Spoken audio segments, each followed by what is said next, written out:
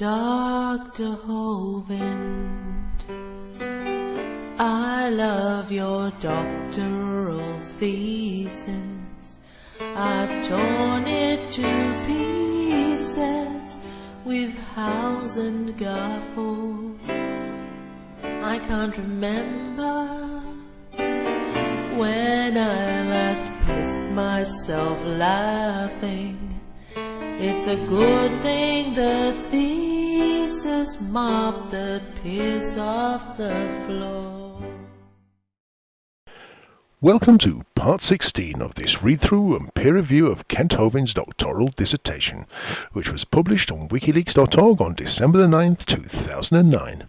If you have not yet seen the previous episodes in this series, then I recommend that you go back and see those first, as I will be starting off in this episode exactly where I left off in the last.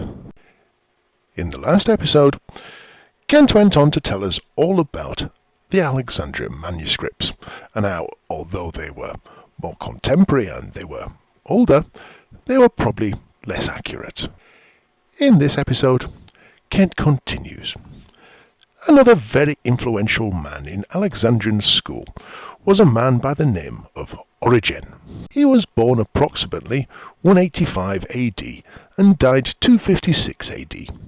Origen had a very vehement desire to put the evolutionary theory of pantheism into Christianity. He especially thought that Genesis 1 and 2 needed to be changed. I guess he read them, realized they were a few thousand years old and thought, that looked like bullshit. He taught that they were an allegory, a myth. He said these two chapters were just a story, to try to explain some of the processes God used, and that they were not to be taken literally. A little like the Catholic Church does.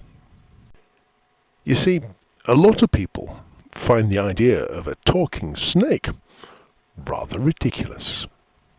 The idea of Genesis 1 and 2 not being literally scientifically accurate and true probably has one of its major roots in the teachings of Origen.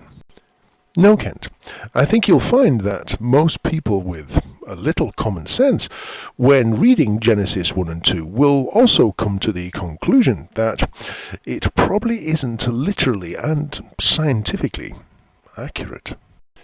The fact that it all sounds completely absurd tends to give that impression. He is a key man in the history of evolution. Come on, viewer.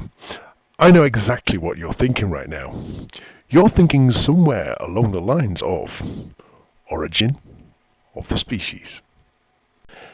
The next man in this history of evolution is a man by the name of Augustine.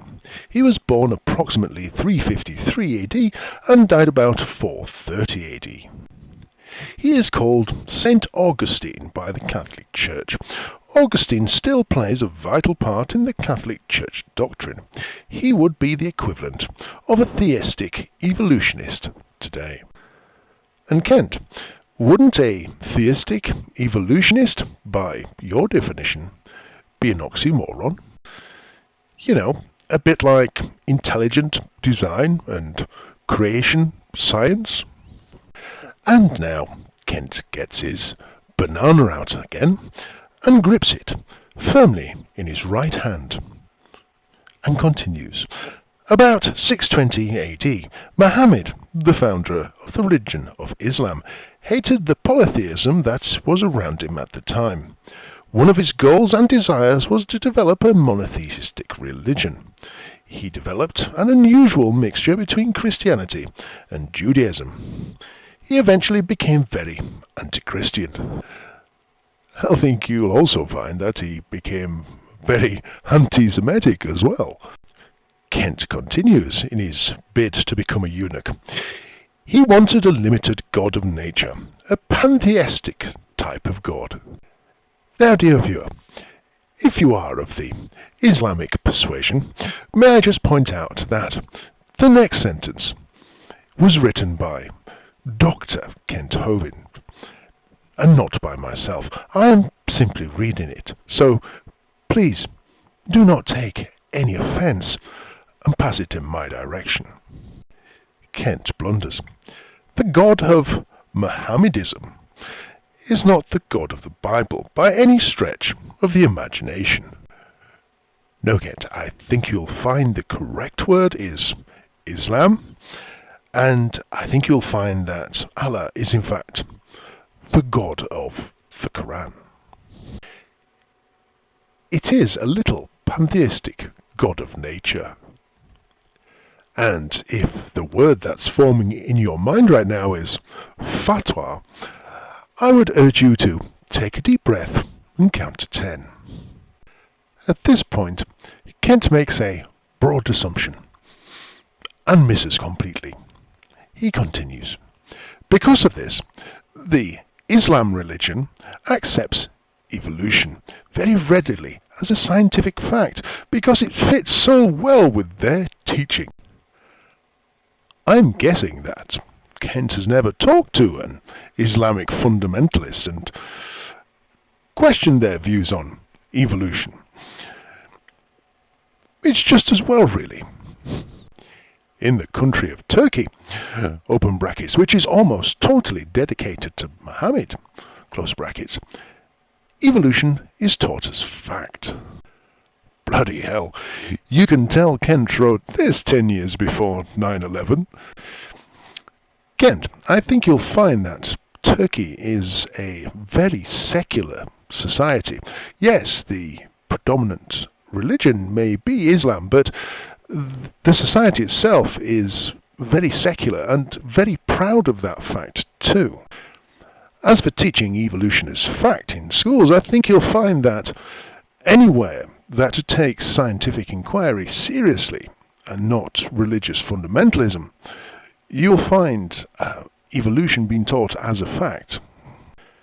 But we continue. In 1225 AD, a man was born named Thomas Aquinas. He was called the Angelic Doctor. He continued Augustine's idea of the pantheist God. He was very influential in reviving Aristotle's teaching in the Catholic Church.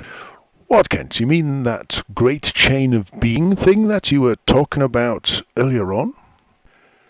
As a matter of fact, it became a law in the Catholic Church that you must teach Aristotle's doctrine as far as the origin of the universe, or you would be treated as a heretic. Yes, Kent, Christianity and the Church has got an awful lot to be sorry about, hasn't it? In the early 1600s, Galileo invented the telescope. He looked at the moon and noticed the rugged surface of the moon. He then said that the moon was not smooth like Aristotle said it was. Aristotle had said back in 400 BC that the moon was like a perfect smooth sphere, a crystal ball to reflect sunlight. Galileo even published a book that stated that the moon was not smooth. Aristotle was also contradicted by Galileo in his theory of gravity. Aristotle had said that heavier objects fall faster than lighter objects. Galileo proved that to be wrong. In the mid-1600s, Galileo was under penalty of death by the Catholic Church, had to retract his awful heresy of teaching that the moon was not smooth. He had dared to suggest that the doctrine of Aristotle as taught by the Church could be wrong. Now, Kent, let's be honest here. Although Galileo did get into trouble with the Catholic Church about the smoothness of the moon, he is most famously known for being the man who went up against the Catholic Church and said that the Earth is not at the centre of the solar system. But you're not going to bring that up here, are you, Kent? Because the problem is, most of your audience thinks that Galileo was wrong.